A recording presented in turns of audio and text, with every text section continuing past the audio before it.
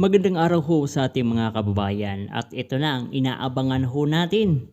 Meron ng isang active military na kernel mga kababayan ang nag-withdraw ng suporta kay Bongbong Marcos Jr. So ito ho mga kababayan ay makikita natin sa website na tuklas natin at isinare ho din ito ni retired Major General Romeo Poquis sa kanyang Facebook official mga kababayan, no?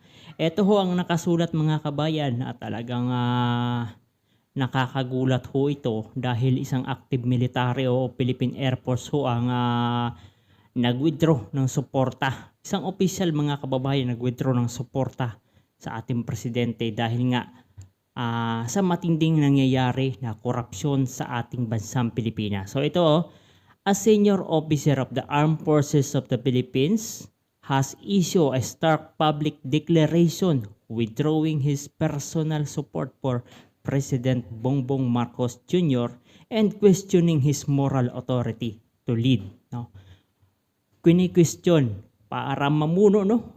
Kasi nga wala ho talagang nangyayari sa ating bansang Pilipinas. No? Colonel O.D.A. Manggao 0-10933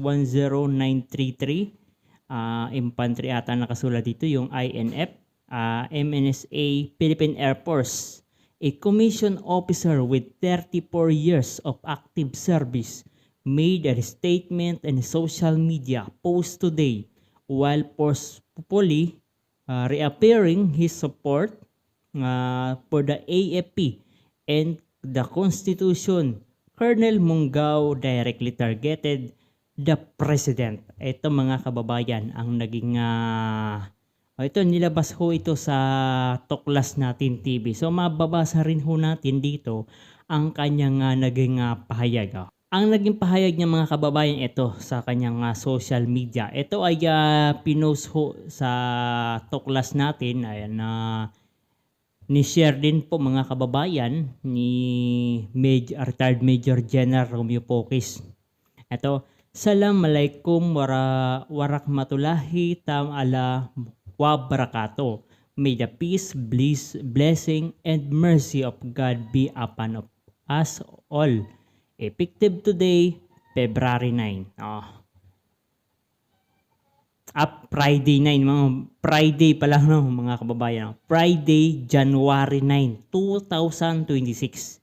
I, Colonel O.D.A. Manggao, meron siyang serial number 10933, ayan, is withdrawing my personal support to our President, Commander-in-Chief, Ferdinand Bongbong Marcos Jr. Sobra na, tama na. The Filipino is worth fighting for.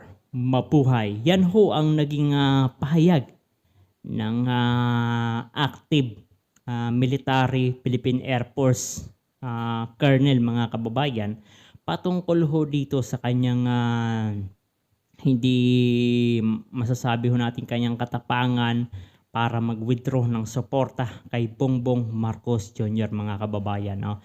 So ilan na ho mga retired military ang nagpahayag ng withdrawal. No? Although mga kababayan, ang isang retired military masasabi ho natin o ng ilan ng mga basher, mga loyalista ni Bongbong Marcos na ay wala ng power kasi nga retired na, wala na sa serbisyo. Pero masasabi ho natin, marami pa rin mga galamay ho yan, retired yan.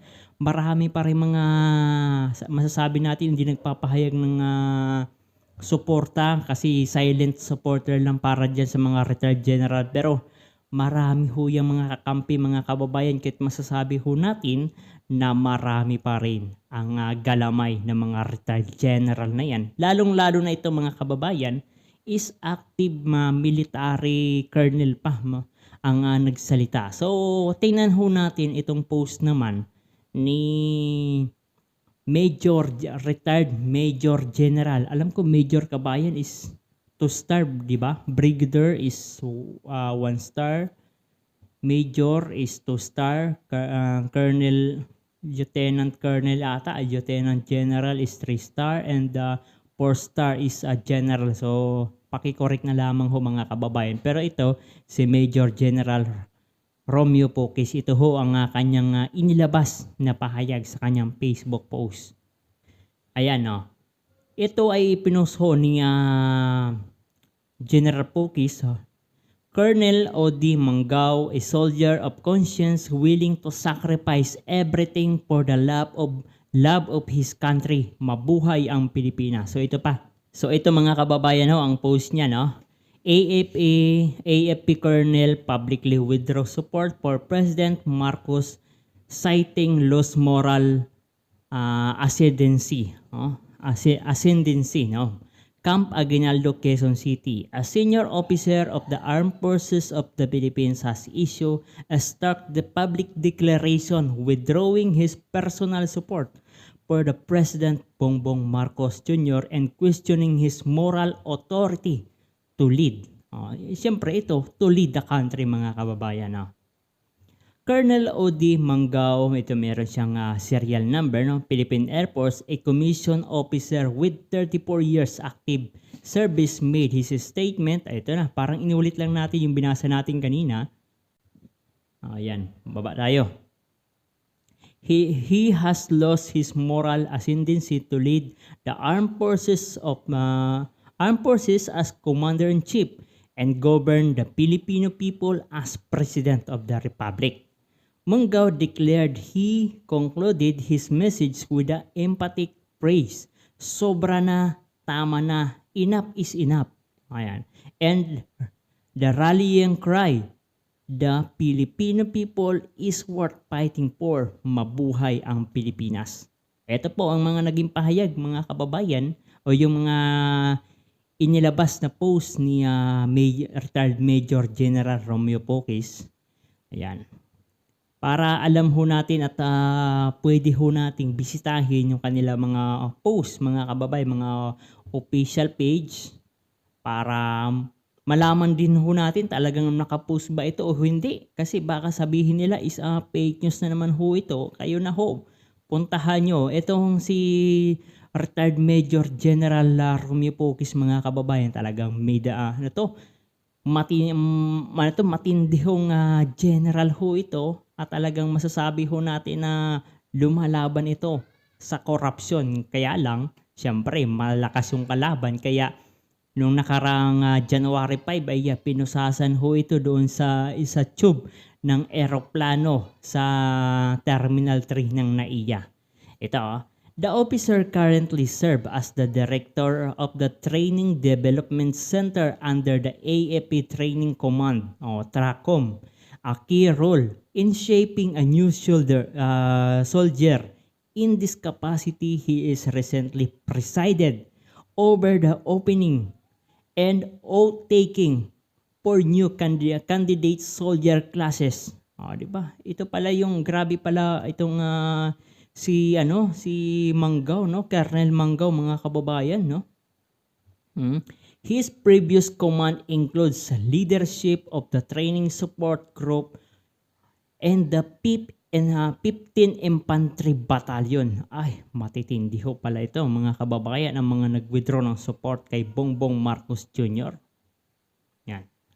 As of now, there has been no immediate official reaction from the Office of the President or the AFP leadership regarding Colonel Manggao public statement.